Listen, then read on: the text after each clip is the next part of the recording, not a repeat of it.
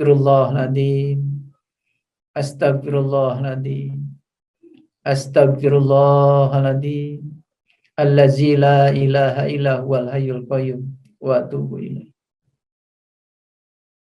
Segala puji hanya milik Allah, Tuhan Sang Pemelihara yang menguasai seluruh makhluknya dan selalu dekat dengan yang dikuasainya. Kemahakuasaan Allah sangat berbeda dengan maha kuasanya manusia. Manusia semakin tinggi kuasanya, semakin jauh dari yang dikuasainya. Kalau Allah semakin tinggi kuasanya, justru semakin dekat dengan yang dikuasainya. Oleh karena itu, percayakan segala sesuatu kepada Allah. Serahkan semuanya kepada Dia. Undang Dia setiap saat. Karena Dia tidak pernah jauh dari kita. Bahkan Dia memasuki seluruh sel dalam tubuh kita. 100 triliun sel pada tubuh kita, tidak ada satupun yang tidak dihadiri olehnya. Beliau seluruh mengatur, mengurus segala kebutuhan makhluknya dengan penuh cinta kasih. Bahkan di saat kita tidur, beliau tidak tidur. Di saat kita terkantuk, beliau tidak pernah terkantuk. La ta'khudhuhu sinatu wala naum. Dia selalu berdiri tegak mengurus makhluknya, menumpahkan cinta kasihnya. Beruntung hamba-hamba Allah yang sudah bisa tahaluk bi akhlakillah, yang sudah bisa mencontoh akhlaknya Allah. Oleh karena itu, tujuan kita belajar dalam kehidupan ini adalah bagaimana kita sebanyak-banyaknya mencontoh akhlaknya Allah. Tahaluk bi akhlakillah. Wa ahsin kama ahsanallahu ilaika. Berbuat baiklah kamu sebagaimana aku telah berbuat baik kepada kamu. Allah menginginkan agar kita dalam berbuat baik itu persis seperti Allah berbuat baik kepada kita, tanpa keinginan, tanpa muatan, penuh cinta kasih, bahkan tidak minta balasan. Karena semesta sudah menyediakan mekanisme sendiri bagaimana ya cara untuk mengembalikan seluruh kebaikan kepada kita semua tanpa kita memintanya. Para sahabatku yang dirahmati Allah, malam ini saya akan berbicara tentang bagaimana melangitkan jiwa sedahsyat roket. Apa sih roket itu? Kalau kita berbicara roket, sebetulnya roket itu ya kalau dalam fisika ya alat transportasi yang biasa digunakan untuk mengantarkan satelit atau benda-benda angkasa yang memiliki kekuatan daya dorong untuk mendorong benda angkasa itu setinggi mungkin sampai suatu saat lepas dari bumi. Makanya kalau kita berbicara roket, biasanya ada yang namanya escape velocity, kecepatan lepas. Berapa kecepatan awal yang harus dimiliki oleh roket agar suatu saat roket itu tidak terkena lagi oleh gravitasi bumi. Mengangkasa di sana tidak terkena gravitasi bumi lagi. Itulah roket. Bagaimana roket bisa mengangkasa? Mohon maaf kalau awam, saya jelaskan pakai hukum-hukum fisika yang sederhana saja. Ya, roket itu bisa mengangkasa secara hukum fisika menggunakan yang namanya hukum kekekalan momentum. Dan tentu saja saya tidak akan berbicara hukum itu karena mungkin nanti banyak yang bingung ya dengan itu. Tetapi sederhananya, roket itu awal ketika mau dilepaskan memiliki bahan bakar yang penuh di dalam tubuhnya. Dan saat dilepaskan, maka mulailah bahan bakar yang dalam tubuhnya itu dibakar. Yang menyebabkan gaya dorong roket itu menjadi tinggi ada dua. Yang pertama, berapa banyak bahan bakar yang dibakar dalam satuan waktu. Yang kedua, berapa cepat bahan bakar yang sudah dibakar itu didorong keluar. Sehingga yang terjadi adalah gaya interaksi antara roket dengan bahan bakar yang didorong keluar. Jadi roket itu berdiri sendiri, tidak bergantung pada udara yang di luar, bahkan semakin tinggi mengangkasa, ketika gaya gravitasi sudah mulai berkurang, gesekan udara pun sudah mulai berkurang, bahkan roket sangat bagus jalannya di ruang yang hampa udara. Jadi roket itu bisa ke atas tidak memerlukan bantuan siapapun. Karena roket itu semata-mata hanya menggunakan gaya tolak dari bahan bakar yang didorong keluar. Jadi sekali lagi, secara awam bisa kita pahami, roket itu bisa mengangkasa dua hal. Yang pertama, berapa banyak bahan bakar yang bisa dibakar dalam satuan waktu. Semakin banyak bahan bakar yang dibakar dalam waktu yang singkat, dan kemudian berapa cepat bahan bakar itu bisa kita lepaskan keluar. Itulah yang akan kita bicarakan malam ini. Karena sesungguhnya ketika jiwa itu akan mengangkasa, ketika jiwa itu akan naik menuju kesadaran yang tertinggi, sebetulnya banyak yang tidak disadari. Begitu banyak beban yang ada di dalam jiwa. Begitu banyak beban yang harus dikeluarkan. Nah, seberapa cepat beban itu bisa dikeluarkan dan seberapa hebat beban itu bisa keluar dari diri kita, itu yang akan mendorong daya dorong jiwa kita menjadi kuat. Nah, malam ini kita akan berbicara hal apa saja yang menyebabkan jiwa ini bisa meroket seperti roket. Saya kira itu prolognya, semoga bisa mengerti. Saya tegaskan lagi ada dua yang menyebabkan roket itu bisa mengangkasa. Yang pertama, ya, berapa banyak bahan bakar yang bisa dibakar dalam waktu yang singkat. Dan yang kedua, berapa cepat hasil bakaran itu dilepaskan keluar, sehingga itu akan menjadi gaya dorong yang sangat hebat. Sehingga roket bisa meninggalkan gravitasi bumi, bahkan bisa mengantarkan ya benda-benda angkasa ke tujuan. Mungkin malam ini kita tidak akan menikmati ya Zoom meeting ini kalau kita tidak menggunakan jasa satelit. Nah, satelit itu disampaikan ke sana menggunakan roket. Itu barangkali prolognya dari saya. Baik, kita mulai dengan apa itu jiwa. Karena sekarang ini banyak sekali ya orang berbicara jiwa, ruh, pikiran, itu kadang-kadang tidak jelas alamatnya. Ya, oleh karena itu maka saya akan menyampaikan satu ayat dulu supaya semuanya memiliki dasar. Silahkan disampaikan Quran surat Al-Hijr ya. Surat Al-Hijr itu surat yang ke-15. Surat yang ke-15 ayat yang ke-29. Surat ke-15 ayat 29. Ini pijakannya. Seperti biasa, saya kalau berbicara sesuatu harus menggunakan pijakannya. Dalil naklinya harus jelas supaya nanti pada saat kita mengembangkan akal kita, kita tidak terjebak pada persepsi kita sendiri. Baik, kita lihat Quran surat 15 Al-Hijr ya. Surat 15 ayat yang ke-29. Semoga para sahabat semua sudah bisa menyaksikan ya tayangan ayat yang sudah disampaikan oleh operator. Saya akan bacakan pelan-pelan ya. Baca pelan-pelan supaya semuanya mengerti. Fa idza sawaituhu wa nafakhtu fihi min ruhi faqa'u lahu sajidin.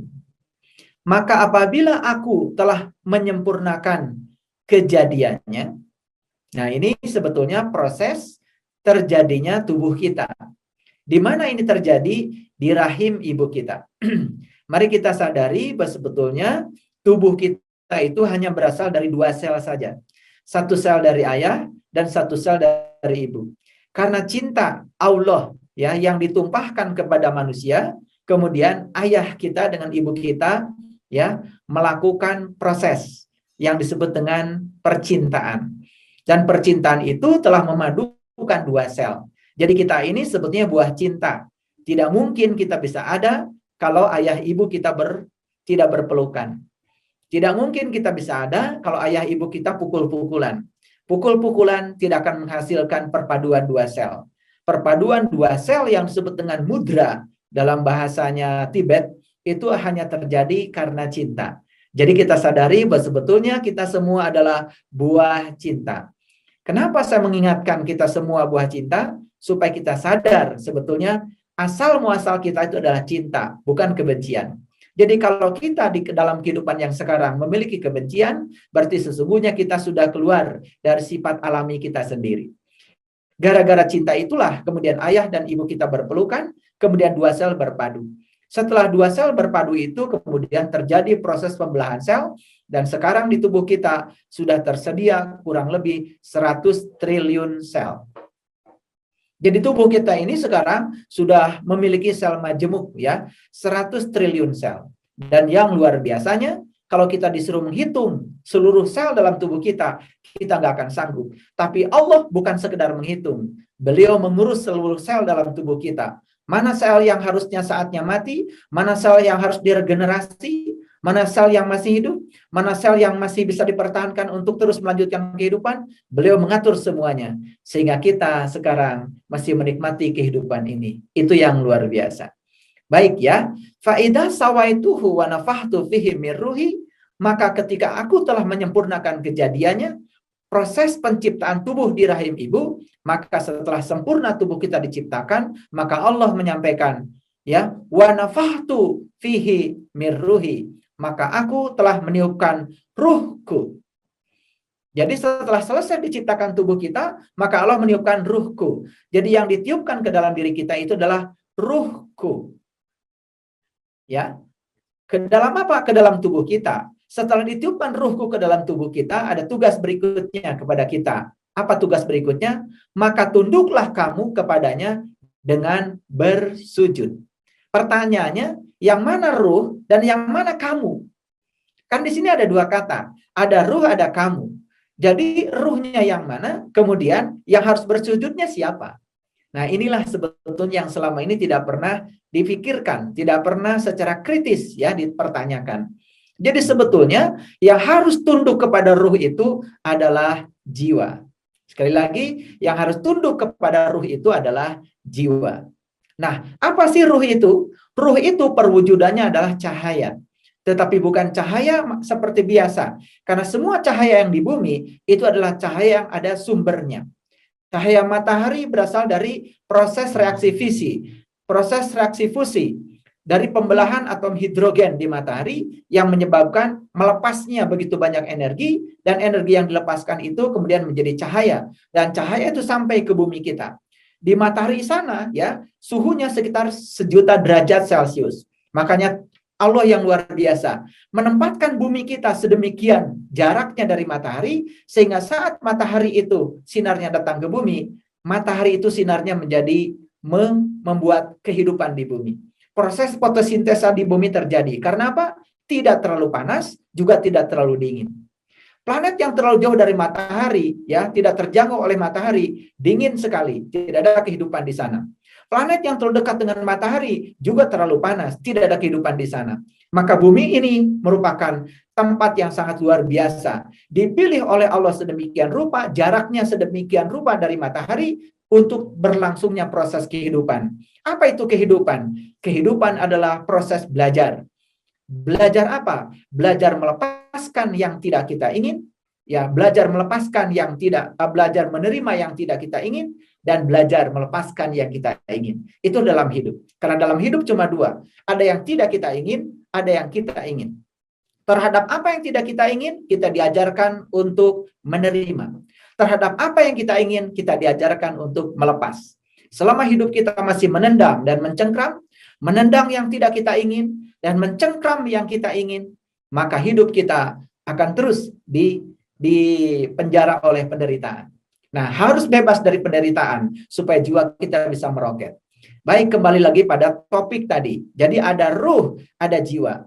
Jadi yang harus tunduk kepada ruh itu adalah jiwa. Jadi kalau begitu, pada saat ditiupkan ruhku ke dalam diri kita, apakah di dalamnya ada jiwa? Ada jiwa. Ada jiwa di sana.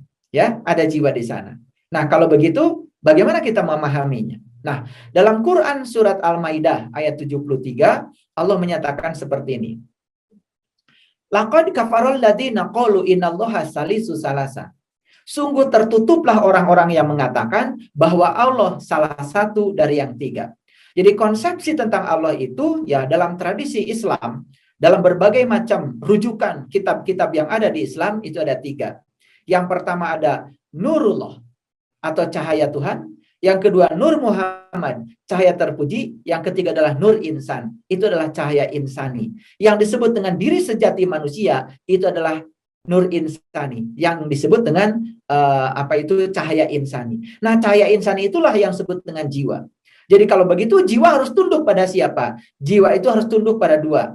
Pertama harus tunduk pada cahaya Tuhan, yang kedua harus tunduk pada cahaya terpuji. Itulah yang disebut dengan Rasulullah sejati yang ada pada diri setiap manusia. Makanya sifat Rasul ada 4.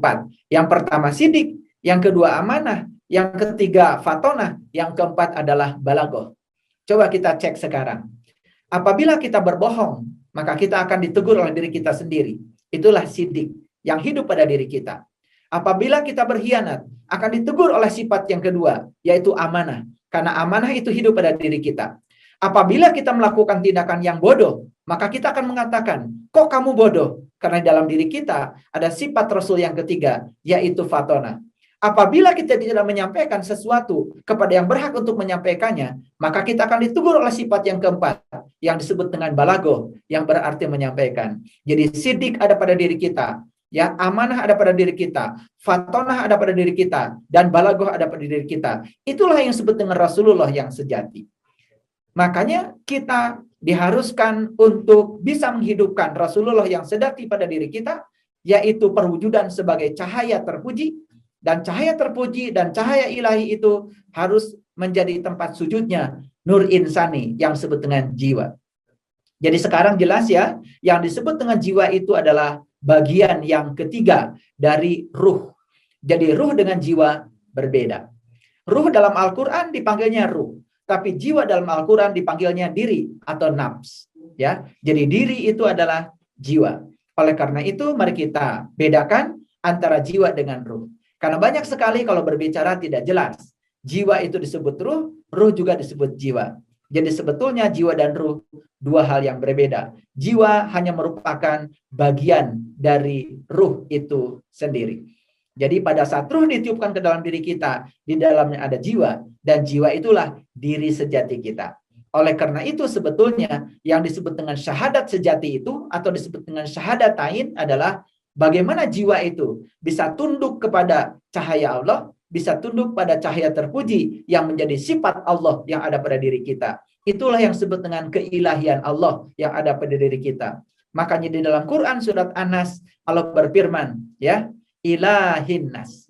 Jadi ilahin nas itu artinya bukan Tuhannya manusia. Karena Allah bukan hanya Tuhan bagi manusia, tapi Allah adalah Tuhan untuk seluruh semesta. Ya, maka dalam Al-Quran dinyatakan alhamdulillahi rabbil alamin. Ya, alhamdulillahi rabbil alamin artinya segala puji hanya milik Allah, Tuhan semesta alam. Jadi Tuhan itu bukannya hanya Tuhannya manusia. Lalu kenapa di Quran ada kata-kata ilahin nas? Ilahin nas bukan menyatakan bahwa Allah itu Tuhannya manusia, tapi ilahin nas artinya manusialah yang diberi kesempatan untuk menikmati keilahian Tuhan jauh lebih banyak dibandingkan makhluk yang lain. Jadi kalau manusia itu tidak lebih mulia dari makhluk yang lain, maka manusia sebetulnya gara-gara tidak menggunakan keilahian yang dititipkan Allah kepada dirinya.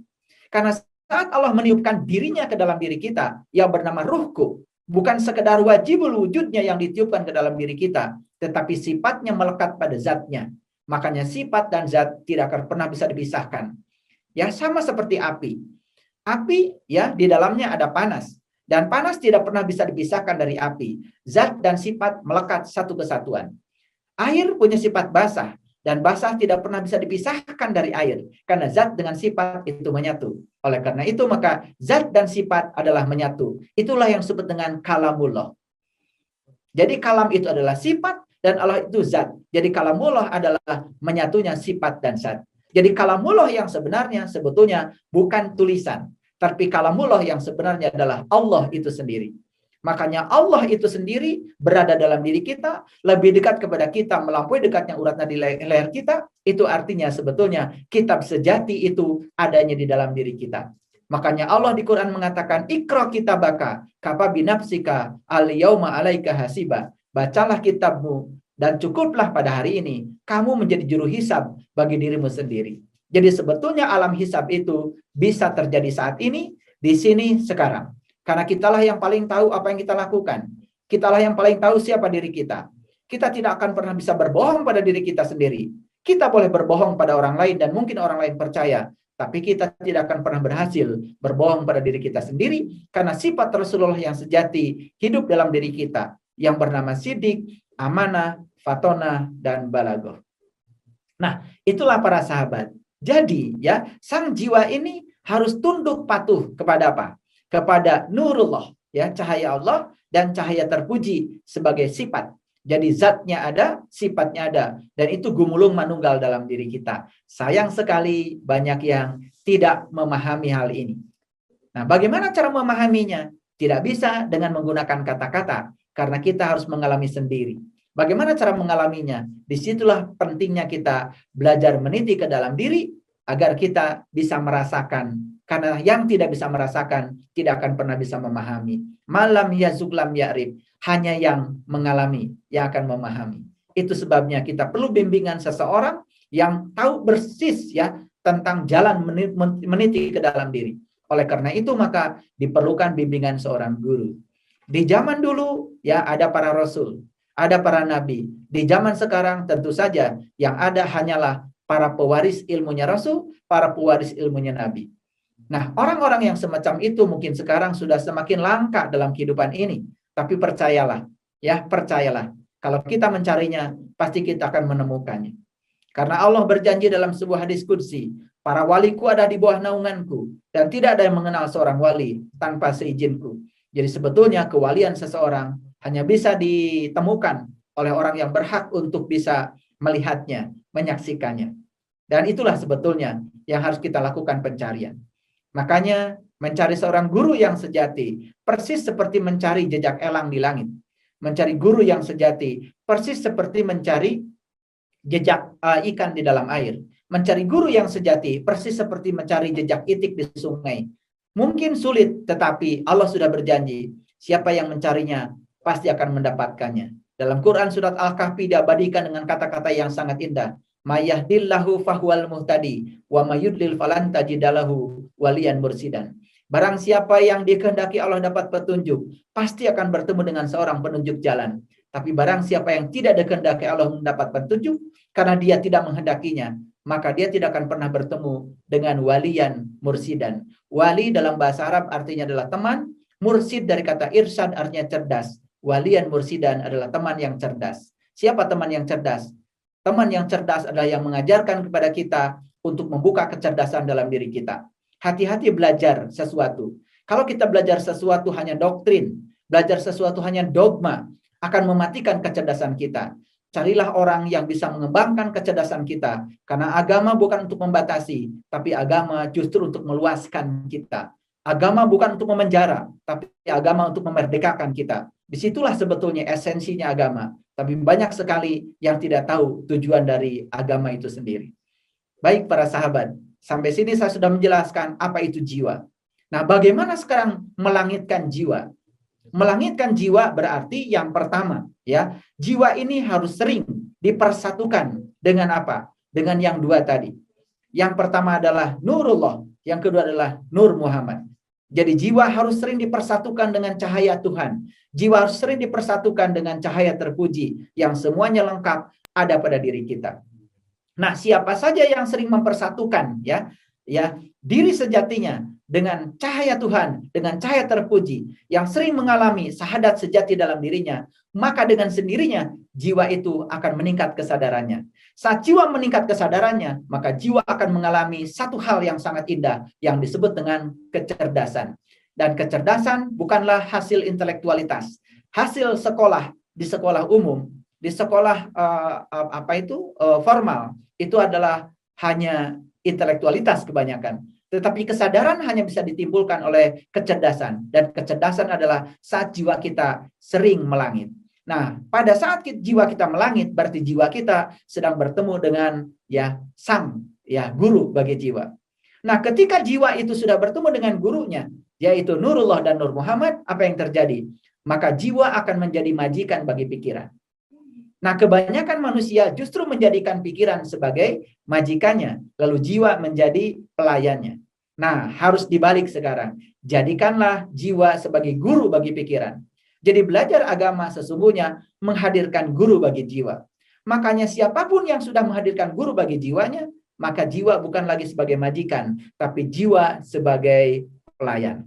Makanya ada kata-kata bijaksana yang sangat indah, jiwa adalah majikan yang sangat berbahaya, tetapi jiwa adalah pelayan yang terbaik. Makanya kalau jiwa sudah bisa melayani kita, pikiran adalah majikan yang sangat berbahaya, tetapi pikiran adalah pelayan yang sangat baik. Jadi kalau pikiran ini sudah menjadi pelayan bagi jiwa, maka apa yang terjadi? Semua persepsi pikiran itu dapat dikendalikan oleh bimbingan dari jiwa, karena pikiran sudah menemukan gurunya. Nah, melangitkan jiwa artinya mempertemukan jiwa dengan sang guru sejatinya, ya. Melangitkan jiwa itu artinya mempertemukan jiwa dengan sang guru sejatinya, agar jiwa setelah berkomunikasi dengan guru sejatinya, jiwa menjadi majikan bagi pikiran. Nah, kalau jiwa sudah menjadi majikan bagi pikiran, maka pikiran itu akan selalu bertindak dengan penuh kebijaksanaan. Jadi sebetulnya penderitaan manusia semua berasal dari pikiran yang tidak memiliki kesadaran. Kenapa pikiran tidak memiliki kesadaran? Karena pikiran tidak pernah kontak dengan gurunya. Siapa gurunya pikiran? Adalah jiwa. Siapa gurunya jiwa? Gurunya jiwa atau Nur Insani adalah Nurullah dan Nur Muhammad. Kalau ini, ya, spektrum ini kita pahami dan kita bisa mempraktekannya dalam diri dengan cara meniti ke dalam diri, maka kita akan menemukan kehidupan yang luar biasa. Makanya kuncinya menjadi sangat sederhana. Siapa yang sudah menemukan kesucian di dalam, apapun yang dilihat di luar menjadi suci. Siapa yang sudah menemukan kedamaian di dalam, apapun yang di luar menjadi damai. Siapa yang sudah menemukan Tuhan di dalam dirinya, maka yang dia lihat di luar semuanya adalah Tuhan. Tapi siapa yang menemukan setan dalam dirinya, apapun yang dia lihat di luar adalah setan.